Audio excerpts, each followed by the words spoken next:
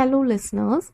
Let us learn about aspects of the novel written by E M Forster. Aspects of the Novel is a book based on a series of lectures delivered by Forster. The series of lectures he delivered at Trinity College, Cambridge in the year 1927. The books provides example from classical text. He describes about the 7 universal aspects of the novel. According to him, the 7 universal aspects of the novel are story, characters, plot, fantasy, prophecy, pattern, and rhythm. Let us see about Edward Morgan Foster. He was born in the year 1879 and died in the year 1917. He was an English author. He is best known for his novels, particularly A Room with a View in the year 1908, Howard's End in the year 1910, and A Passage to India 1924. His other notable works include Where Angels Fear to Tread 1905, The Longest Journey 1907, Morais 1971. He has also written short stories, plays and pageants, film scripts. His lectures are broadcasted and published. He has also written collection of essays, travel writing, miscellaneous writing. In literary criticism, 3 of his works are famous. In it, Aspects of the Novel is famous, which was published in the year 1927. The Feminine Note in Literature, 2001, which is a posthumous publication. The Creator as Critique and Other Writings in the year 2015. Let us take a look about Aspects of the Novel, which was published in the year 1956. It is a non-fiction. This book is a treatise on writing and literary criticism. As I earlier mentioned, this book is a series of lectures at Cambridge University, Trinity College. His lecture was published and released in the form of a book. As E M Forster starts his speech, he defines that a novel is a fiction in prose of a certain extent. He then specifies that literature of English, that is England, is written in the English language from a specific country or location. He specifies that time all the way through is to be our enemy. So, he says that he will not look at novels for their chronology or periodization. Rather, he wants to imagine that all the greatest novelists throughout time are sitting together in a circle, writing their books simultaneously. The first chapter is titled The Story. Here says that a novel, in its most basic forms, tells a story by arranging narrative events in a time sequence, and that the story should be founded on the question, what happens next? He further says that a good story must add value.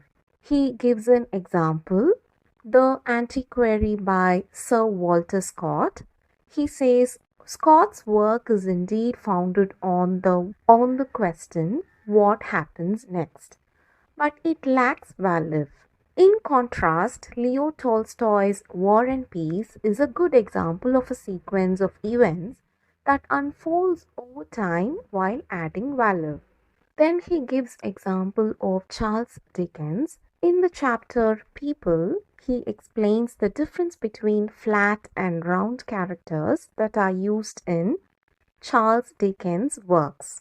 He says that flat characters are those that only have 1 or 2 defining characteristics, while round characters are fully developed, and says that in a story, both flat and round characters are necessary.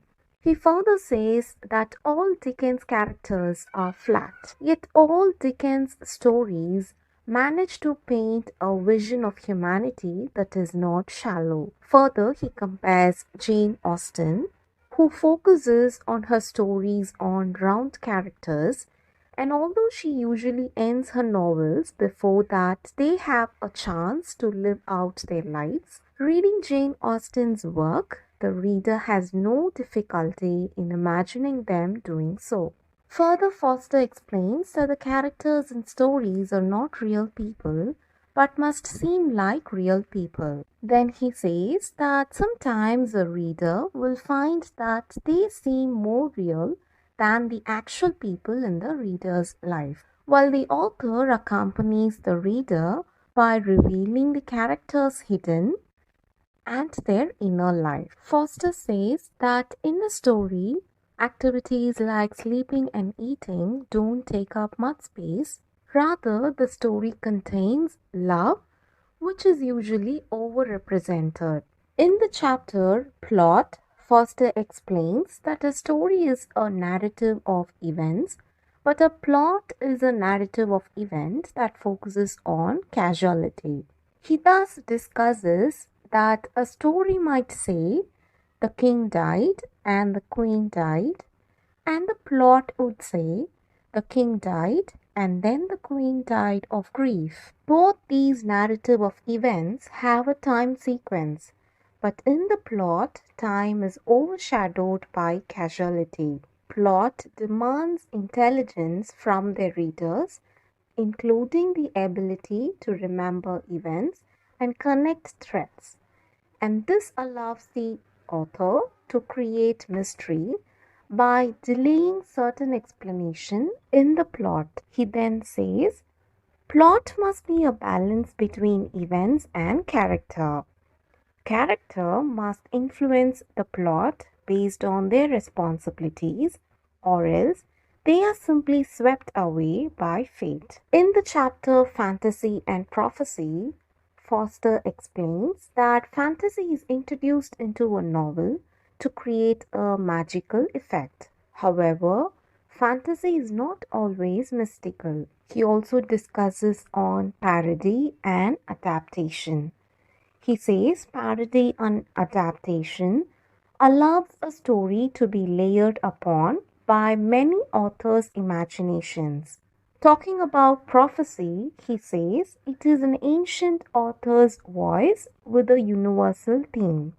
That is, the characters are more often than just characters. He refers Fyodor Mikhailevich Dostoevsky's characters that represent something more than themselves. As an example, Dostoevsky was a Russian novelist, short story writer, essayist, and novelist. He was regarded as one of the greatest novelists in all over the literature world by many critics. Referring to Dostoevsky, Foster explains that his works would have concrete meanings. The meanings of prophecy are more imprecise, yet unfailingly universal. At the end of his lecture in the book, Foster discusses pattern and rhythm. He says that pattern is the shape of a novel.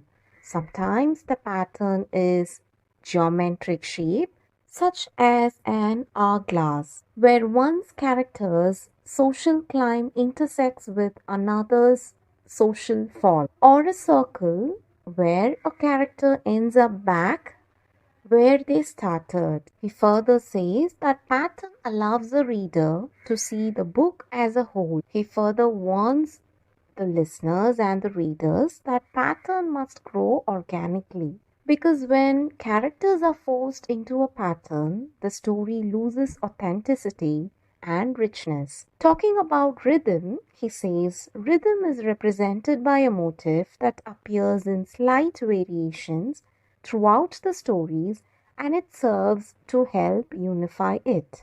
Let us further discuss more about this book, aspects of the novel. The discussion carries more insights about flat characters and round characters. In general, flat characters were called humorous in the 17th century. Flat characters are sometimes called types and sometimes as caricatures. In the purest way, flat characters are constructed around a single idea or quality.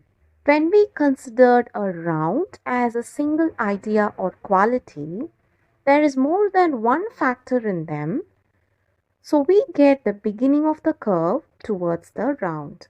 E M Forster further says, that flat character can be expressed in one sentence, E M Forster provides example from Charles Dickens, David Copperfield, and Proust. Proust is a French writer.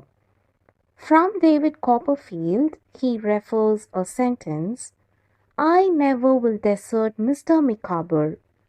There is Mrs. Micawber says, she won't desert Mr. Micawber. She doesn't, and there she is. And considering the French writer Proust, there are numerous flat characters in Proust, such as the Princess of Parma or the Legend Rin. So each can be expressed in a single sentence. The prince's sentence being, I must be particularly careful to be kind. She does nothing expect to be particularly careful. And those of the other characters who are more complex than herself easily see through the kindness, since it is only a byproduct of the carefulness. Examining the flat character closely, E M Forster says that there is one great advantage is that they are easily recognized. Flat characters are easily recognized. They are recognized by the readers whenever they are common in the story.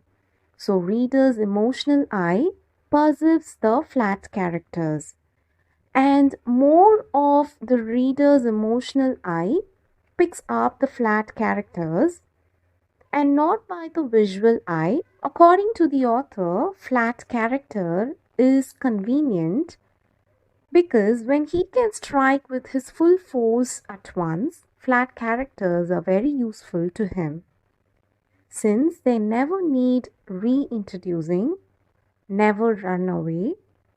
They have not to be watched for development and they provide their own atmosphere. A second advantage of flat character is that they are easily remembered by the readers. They remain in his mind as unalterable for the reason that they were not changed by circumstances. E M Forster then gives another example. He picks up Even Harrington, written by George McGriff. He furnishes that it is a good little example. He further gives example of Thackeray's Vanity Fair. Further, he talks about Dickens and says that Dickens' characters are nearly all flat. For example, Pip and David Copperfield attempt roundness, but so differently that they seem more like bubbles than solids. So all Dickens' characters can nearly be summed up in a sentence, and yet there is this wonderful feeling of human depth. He further gives example from H. G. Wells' works. Wells' work Tono Bungay, characters in it are flat as a photograph, but the photographs are agitated and we forget their complexities that lie on the surface, and Wells' characters cannot be summed up in a single phrase. Further, Forster admits that flat people are not in themselves as big achievements as round ones. He says that flat characters are best when they are comic. He further says that a flat character, when it is serious or tragic, it is apt to be a bore. He says that each time when the flat character cries revenge or my heart bleeds for humanity, every reader would sink his heart. Further, talking about round characters, E M Forster says that round characters are proper. They have already been defined by implication. He provides examples of War and Peace, written by Leo Tolstoy, and all the works of Dostoevsky and some of the Proust works. He provides example of the characters of these writers, such as the old family servant, the Duchess of Guermantes, Madame de Charles, and Saint Lob. He says that Madame Bovary, who like Moll Flanders, has her book to herself and can expand and secrete unchecked. And some people in Thackeray's work, for instance, Becky and Beatrice, some in Fielding's work, Parson Adams, Tom Jones, and some in Charlotte Bronte's work, more particularly Lucy Snow. And test of a round character is whether it is capable of surprising in a convincing way. If it never surprises, the character is flat. If it does surprise, not convince, it is a flat pretending to be round. When it has the incalculability of life, that is, life within the pages of a book, hope this discussion helped you. If you have more query regarding this, please put a word on the comment section.